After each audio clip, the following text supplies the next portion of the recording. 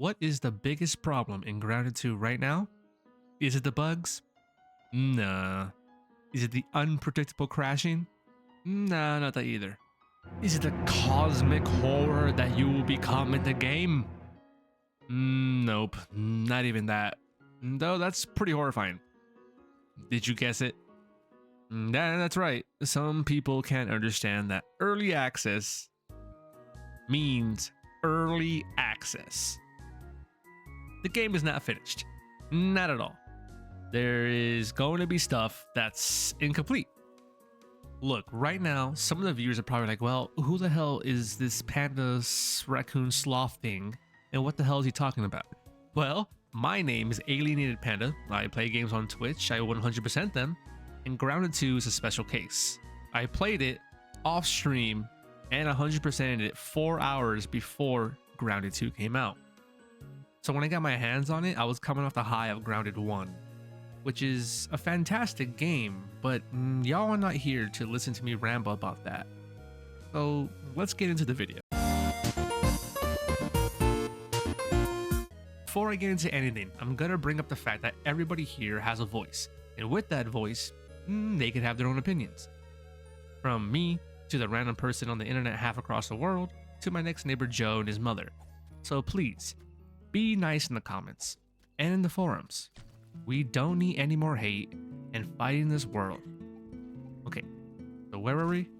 Oh, right, bugs. Ma, they following me, Ma. They following me. Who following you? The bugs. The bugs. Oh, and there are quite some bugs in this game. So we all know about the crashing and freezing.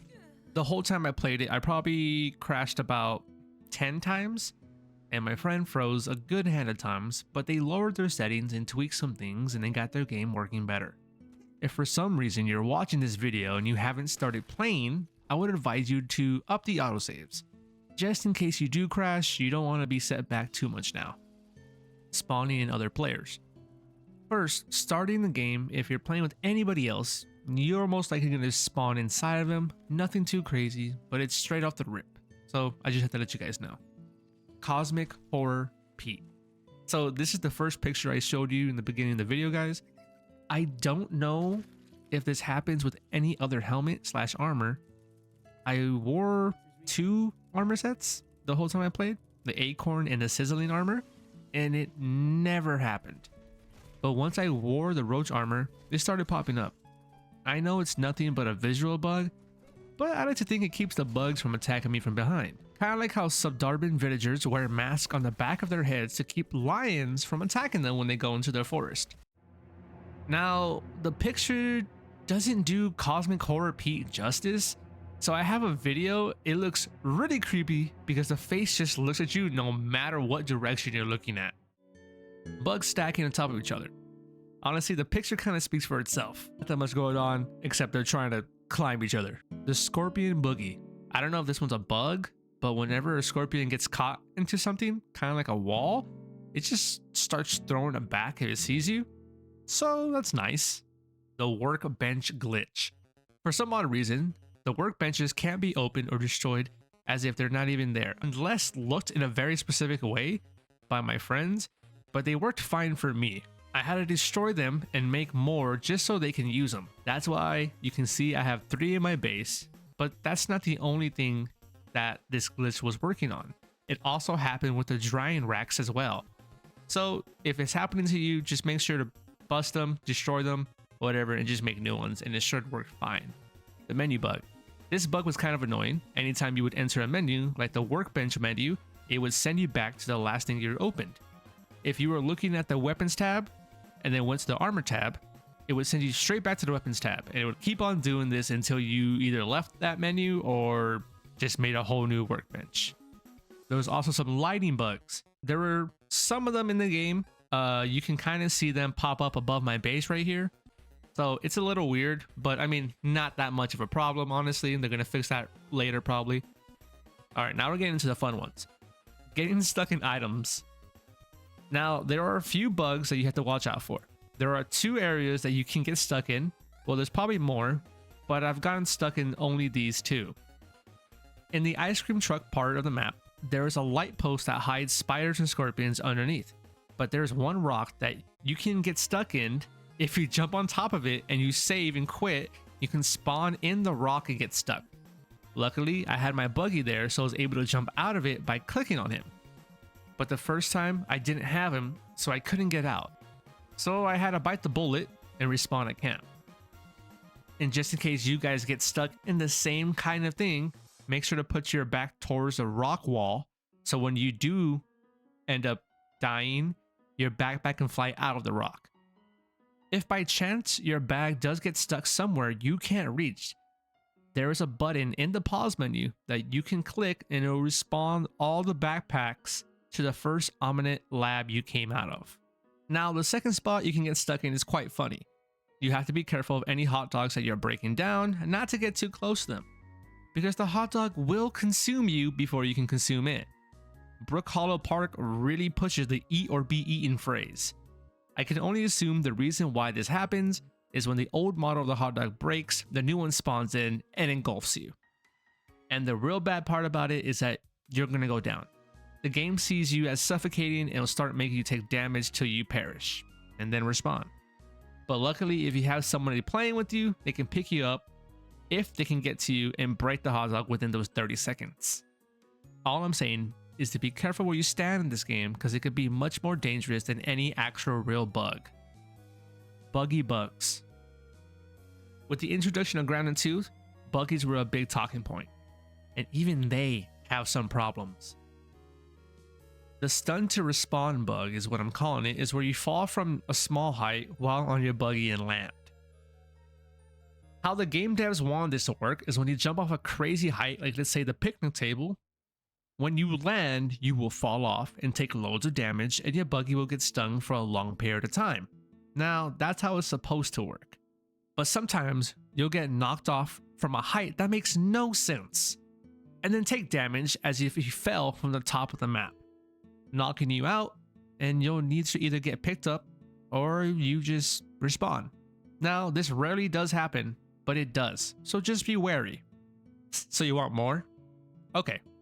Bugs that get stuck in rocks and other objects. For instance, I have some larvae here that spawned in the rock and they couldn't get out. Even when I was on the hunt for the next bug we're going to talk about, what can only assume is a larva started fighting with my buggy, but he couldn't hit him due to the fact that he was inside another rock.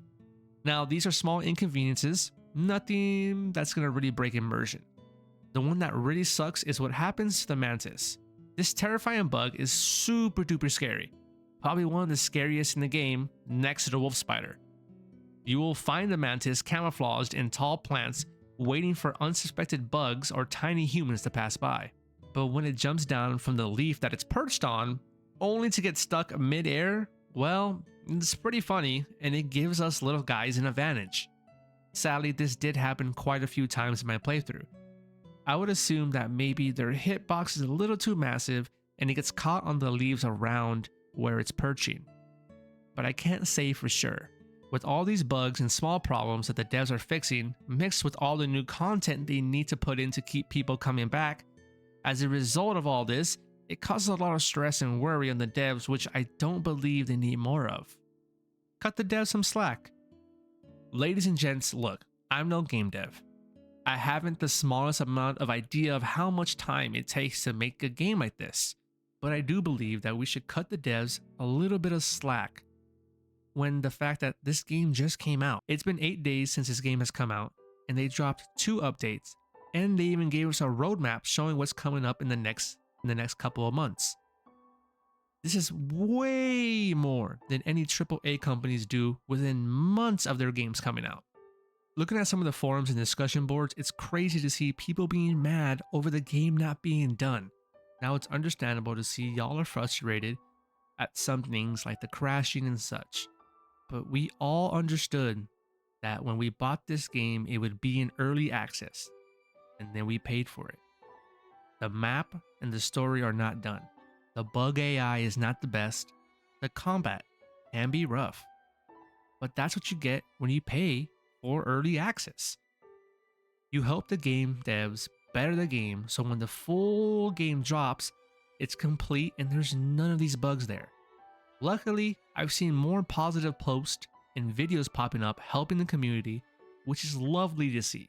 What can people do to help the devs set this game on the right path? Now, I don't want to leave you guys with nothing to do after this video is done. If you have any bugs or any types of crashing that you're experiencing with the game, first look on any forums to see if it's already known. Steam is where I see most of my stuff, but there are definitely other spots out there. I'll leave a link to the community issue tracker that is on Obsidian's website, which shows all known bugs and fixes that are coming to the game. And if you have any bugs that are not known, please post about them. Also, for the people who don't like posting on forums and all that extra stuff, I would say if you love Grounded 2 and you want to be heard, you have to have at least a favorite Grounded content creator comment on their update videos. Shout out to Jade. That man helped me out with Grounded 1 so much and his videos are awesome. And there are tons of other content creators out there that are covering Grounded content. But here's a reminder. But remember y'all, don't be rude. If they say they know and they have told who they can, then that's it.